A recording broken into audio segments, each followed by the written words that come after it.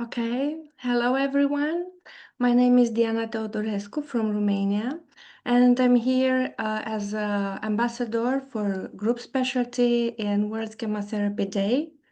I'm also a certified trainer and supervisor for group schema therapy, and I'm very happy to have here a special guest, Janis Briedis, who is also certified trainer and supervisor in individual schema therapy and in group schema therapy, right? Yeah.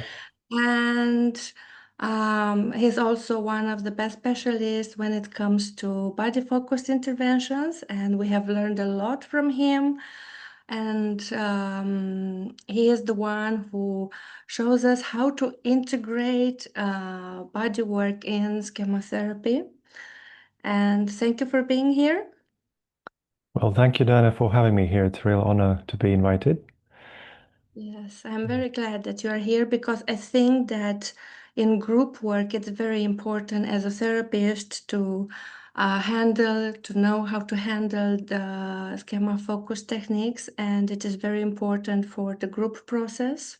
Mm. And everything starts by knowing these techniques and understanding why they are so important. So, first of all, I would like you to tell us why somatic interventions are so important in our work. Well, it's always a good first question, I think. And I guess the obvious answer is that schemas and modes are not just cognitive or behavioral or emotional sort of have components, but also somatic components. And so when we talk about, for example, schema triggers, often the very first thing that we see is a somatic reaction, right? So when we talk about getting into that highly emotional state, the emotion goes absolutely hand in hand with bodily reactions. So we can't actually separate them. And, you know, a lot of, I know for myself and probably for many of my colleagues, a lot of trainings have been very much kind of verbal words and narrative focused. And I think it's wonderful when client is able to engage in that way and use therapy, hopefully, but also sometimes we can trip up on our own words. And I think sometimes words can become more of a barrier and storytelling than actually helpful part of the process. And of course, also sometimes the story that is mainly told is by the body, not by the words. And so there's a real, I think, art and necessity to be able to tune into that as well as the verbal narrative. Yes, yes. And while you are saying this, I'm thinking about the group process and how during the triggering between the members, the body tells the story even though they don't want to express Mm. with words what they feel or what's happening. Yeah. And it can be very hard to express, particularly when, you know, there have been modes that have been there in a long time or people with trauma experiences. Because sometimes trauma can be pretty much nonverbal because trauma is held on an implicit memory network. So often it can happen that it has very, you know, our cognitive brains have very limited access to that. So then there's a question. If we can't use language, what do we do? Do we discharge this client, send them on somewhere else? You know, or you know, struggle on. What do we do? And I think somatic components allow us to broaden the toolbox and work much more widely with a wider range of clients. Mhm. You mentioned a toolbox. Mm. Can you tell us more about this? What it's needed in this toolbox? Yeah. Well, the tools are many and they're varied, and I think it depends on what the need is. So one of the things that I talk about, for example, in my trainings, and generally when we talk about the body, is how do we get into the body safely? So we know that people with, for example, trauma experiences often will avoid going into their body because the body reminds them of traumatic experiences. You know, especially when trauma has been somehow sort of affecting the body directly. Let's say there's been physical, sexual abuse, but not only that, there could have different types of trauma. They're sort of sitting in the body in lots of ways, and people would naturally avoid that. And for some people, body is almost like the trauma site. It's where trauma happened. So why would you ever want to go back? And if you don't feel safe about that, so the first tool probably is to help people feel safe within themselves. And how we do that, there's a term that we call somatic resourcing. So basically, it's about learning to slowly find ways that allows you to slow down and feel your feelings, feel your body a little bit more bit by bit, so that being embodied feels like a good experience rather than something awful. And so these somatic resources, there are many different kinds. Maybe we don't have time to go through all of them today, But but a few that we can use with the clients when they get triggered in, and also in the group setting, some yeah, basic, yeah. yeah. I mean, some of the things I think we pretty much all use, or most therapists will use, particularly if you have experience working with trauma, things like grounding, for example. And very basic grounding would be just paying attention to your feet on the floor, maybe pressing harder into the floor so you've increased the sensation. Maybe standing up from the chair, moving around the room, so the movement itself can be grounding. Breath work, different kinds of breathing can either help upregulate or downregulate nervous system. So depending on how or what's needed, breath can be a way into that. Maybe, when we do, for example, reparenting, maybe say a bit more about that as we go.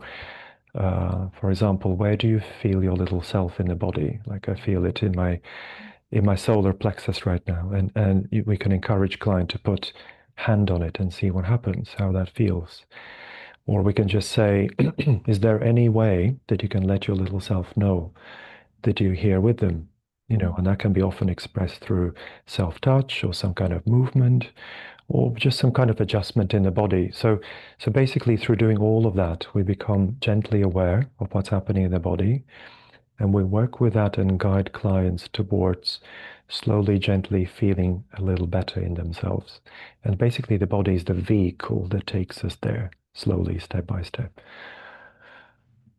Yes, and I'm thinking that maybe it's a good idea to integrate in the group protocol some sessions to do this with Mm. the group members, Yeah, yeah, to yeah, help them at the beginning of the session to use grounding, to use resourcing, yeah, to, absolutely.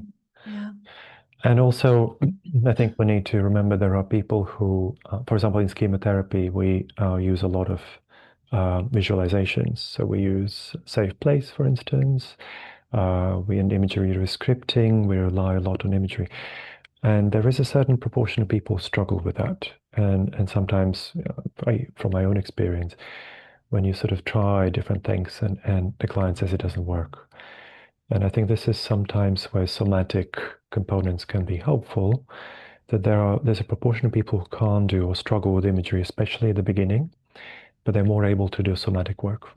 Mhm. And so somatic work can be a soothing experience through somatic resourcing, but also it can be part of rescripting process. It can be part of limited parenting. You can add different somatic components to different schema techniques at different times. So you can be quite creative around that.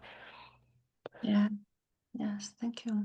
And I was wondering, what can we use in order to facilitate the interaction between the group members? Some practical exercises, activities in order to facilitate connection and interaction. Of Mm. course, in the same time, taking care of the Mm. body and limits. Can you give us some Yeah. Well, ideas? some of the things are already what I mentioned in a way of, I think if we can help people feel safer in their bodies, we help them feel safer with each other, Mhm, right? mhm, And I think the question is, how do you create a sense of safety in a group, and having worked with groups quite a lot in the past, I would say typical client is one who is terrified of groups. I don't know if that's your experience, but Yes. I don't think I've met many people who say they love being in groups and they've had good experiences. Many people have so much interpersonal trauma inflicted by other people, so it's naturally scary to be joining this setting, this group of people you don't know. Because obviously that triggers our neuroception, this sort of sense of threat, of am I safe here? And so I think starting with some basic somatic resourcing as a group is a good place to start to gradually introduce feelings of safety. And then as you build that, I think obviously also therapist's own body language is important. So this is probably another important component of therapists themselves being embodied and feeling quite secure in their body, and being quite regulated is important because regulation is contagious. Yeah. Yeah, and if we stay in our regulated state, that will have an effect, positive effect on people. So then we can take it into more risky territory. Things like, so when the time is right, later on, maybe in group therapy process, you can do, for example, anger exercises. So that's something that, again, we do in trainings. You've done that yourself. We're basically learning to have a bit of fun. So there's a kind of playful element in that, a bit of playful child, but Yes. also quite serious. So like we are doing some anger intervention of pushing or pulling, like we can use props like cushions. Um, we can sort of maybe have a little bit of boundaried sort of contact with each other. So in terms of touch, again, maybe through fabric or sort of, I don't know, blankets or something that can feel safer for people. Also, things like boundary exercises can be enormous fun, but also, That one with the chairs. yes, yeah, exactly. So playing around with that. But I think also, I think generally encouraging people to listen to their bodies, because again, a lot of people with trauma experiences, the body is not their friend. The body is a place where bad things happen. The body is confusing because there are different modes taking over the body, wanting to do different things. So it's about slowly tuning in and asking, what does my body want right now? And learning to respond to that in a way that is adequate for oneself, but also not disruptive to the group.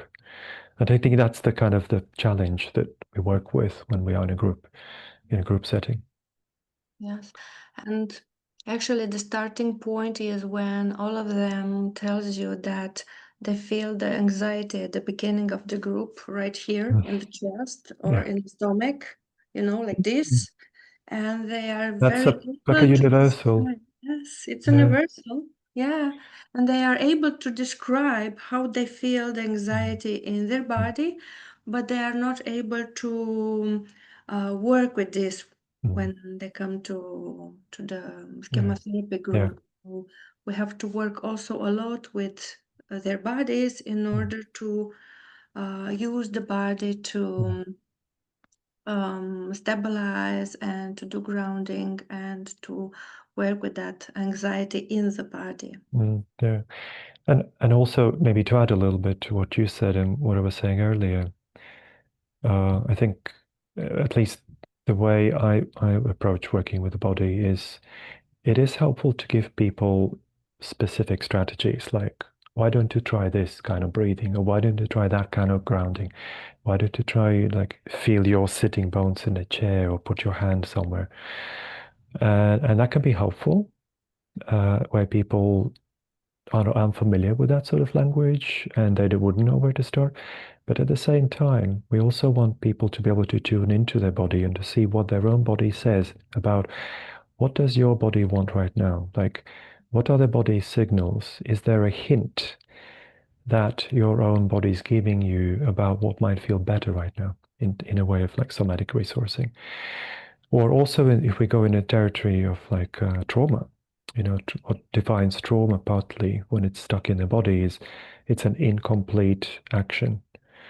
When there's some kind of stuck action from a long time ago that's not, the client has not been able to complete, because they felt helpless, because they were restrained, because of lots of different reasons. And so it's the art of tuning into your body and let your body do what it needs to do to complete that. And so at the same time as teaching client techniques, literally sometimes, it's also finding the resource within themselves and trusting that they already have those resources in them. If they can stay with the body long enough and tune into it long enough so that they can really hear those body signals about what's needed. And that's the beauty of that. When you actually learn to tune into it, you can then learn to decipher that my body tells me what my need is. I don't need to guess. Yes. Yeah. And it becomes over time, it becomes quite clear. Yes. Like for example, like feeling of hunger.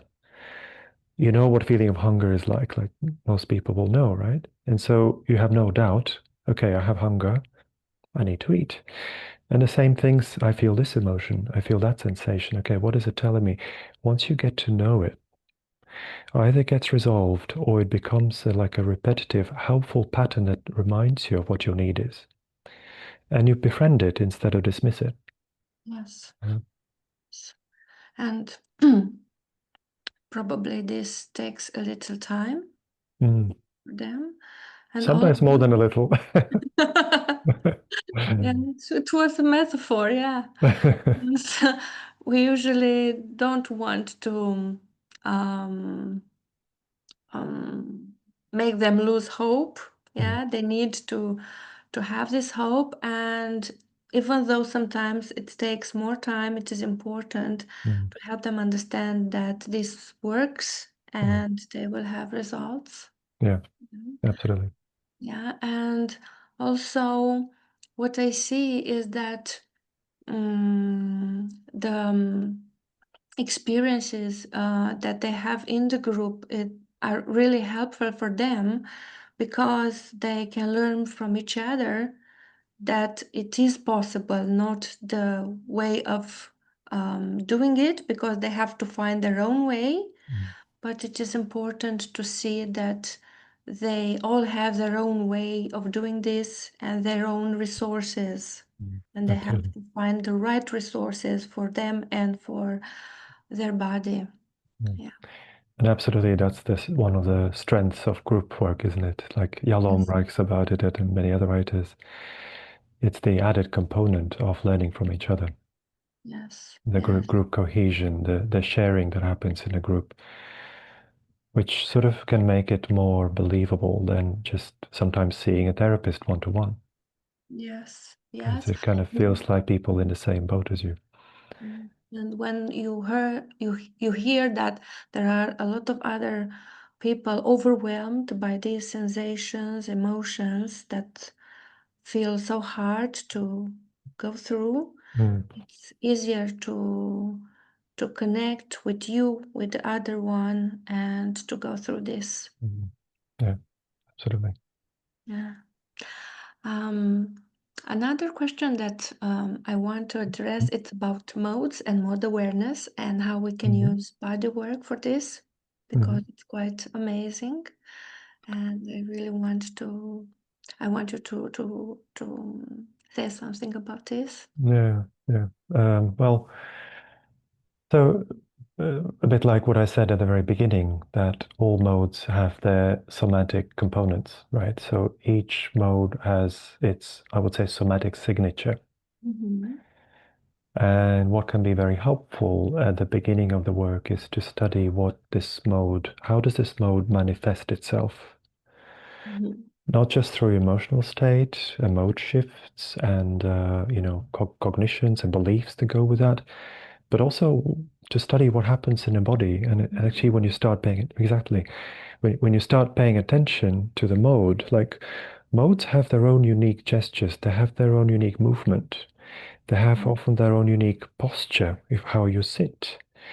It has its own quite unique gesticulation of facial expressions, and some modes make more eye contact, some make less eye contact. Different modes speak in a different voice. Yeah. Yes. Yes. A bit like as a therapist, when we talk to a vulnerable child, we have soft, gentle voice. When we teach a critic, it's different. It's the opposite often. So, and all of these things can be incredibly helpful to begin to track and study how modes manifest, and we can often track mode shifts through learning to observe clients' bodies and to teach clients to observe themselves. So that would be step number one. And I think then, depending on which mode, so different modes will represent different needs, and different modes will need different interventions, right? So like if we do, for instance, chair work, so we can study different somatic components of that mode and then see if we can play with the body a little bit. So for example, just give you a very simple example, like compliant surrender mode, yeah, classic, kind of hunchback, eyes looking down, not making eye contact, trying to make ourselves small. Yeah, and it's a particular way of talking, pleasing others, and being super interested in the other, and that kind of thing. So, and we could play around. So instead of going down the cognitive route and interview and verbal dialogue, which is very helpful, of course, and necessary, we can try something else alongside that. Like, what if we just straighten our back for a moment and see what's that like? And what you often get from that is it can feel novel for client. It can feel confusing. Because like, oh, what's this? Okay, I suddenly have eye contact, same as you. Like, oh, this is what the world looks like a little bit.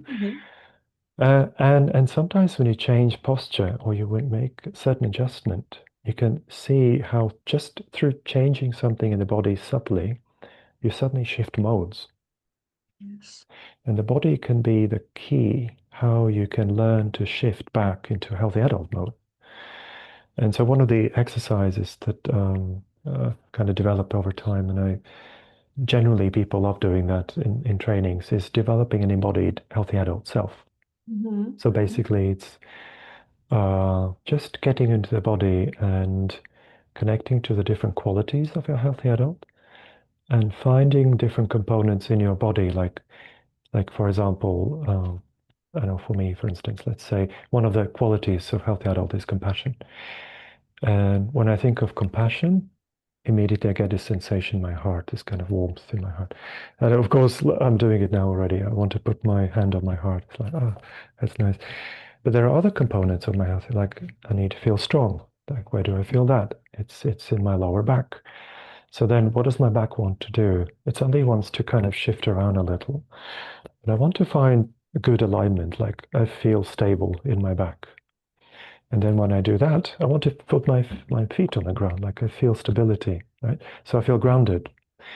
So those kind of things can be helpful elements working with different modes. And basically, I think above all, developing this overarching embodied healthy adult mode that people can learn to come back to when they feel triggered, using body as the route into that, for example.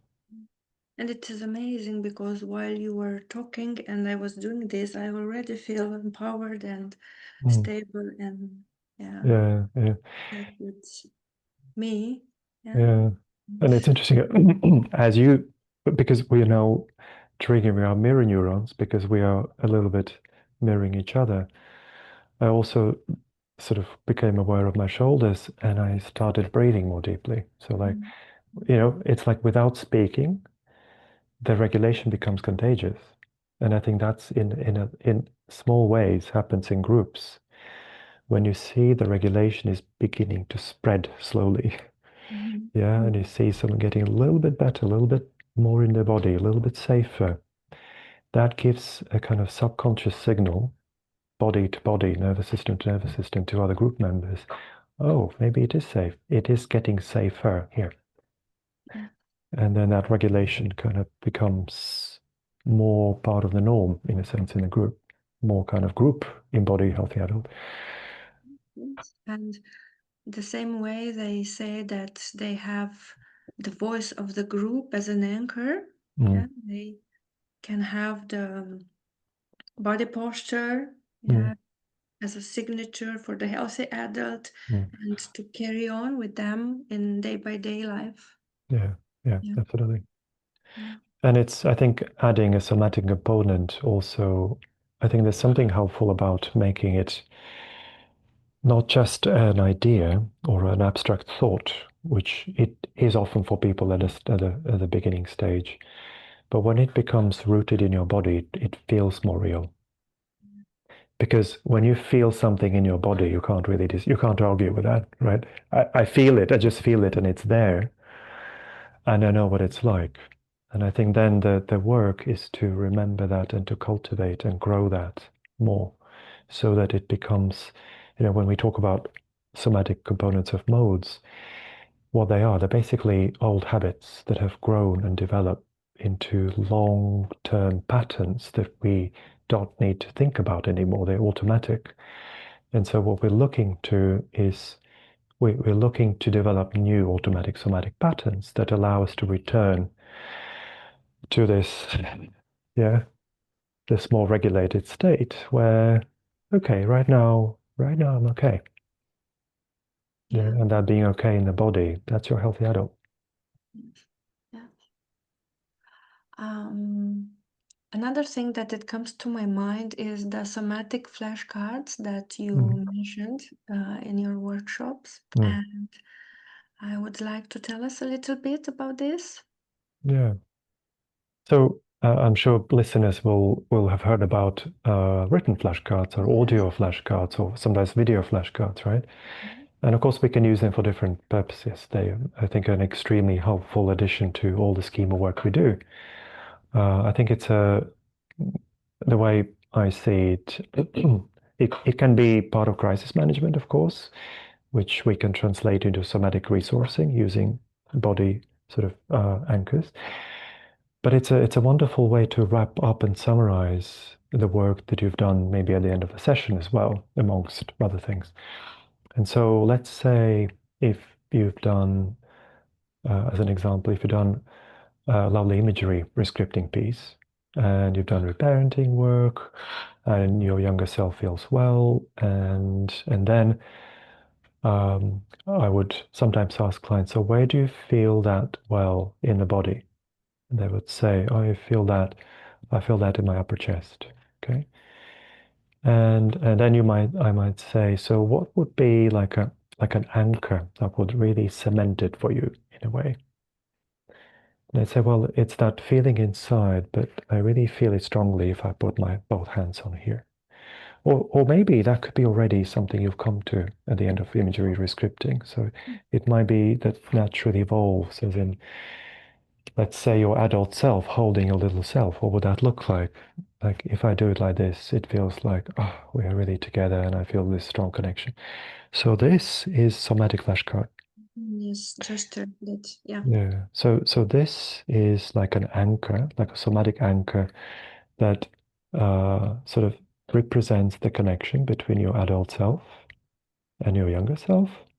And so in that point, when you agree that might be something that would be good for the client to practice after the sessions, between the sessions, then that becomes somatic flashcard as part of homework.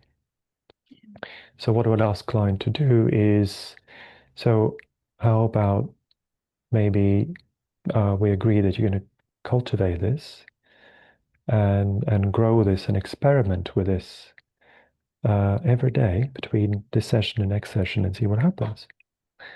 Or you might do it in a more open way and ask client, how would you like to take it forward between the sessions?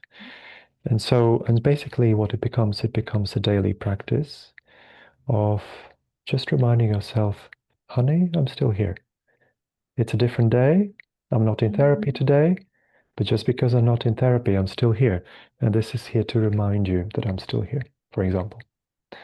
Or that can be a movement, that can be alignment, that can be many different things. There can be just a breath, a certain type of breath that becomes associated with whatever the achievement was in the session before. Wonderful, wonderful. And then you build up a whole vocabulary of this, right? So basically these are like somatic resources that you stash together and you build a whole dictionary of them over time that hopefully become automatic over time. Yeah. Once they've been practiced enough. Wonderful. Thank you. Mm. Because I really like somatic flashcards, and I tried this with people in groups, and they really like to take somatic flashcards at home and to have it with them. And as you said, it's great for them to feel it in the body. Of course, it is important to change cognitions and to work with that, but when you keep something like this in your body is the first resource that you use after you leave the group, after you to live your day-by-day life. Yeah, yeah. And maybe just to add a little bit to that, I think, so for example, when I worked in the NHS in England, we had clients who were dyslexic or who had ADHD or they had literacy problems, and there was always an issue around writing things down and filling out forms and things like that. And there were just some people couldn't do it. And I think this kind of work bypasses all that. You don't have to be skilled in anything particularly.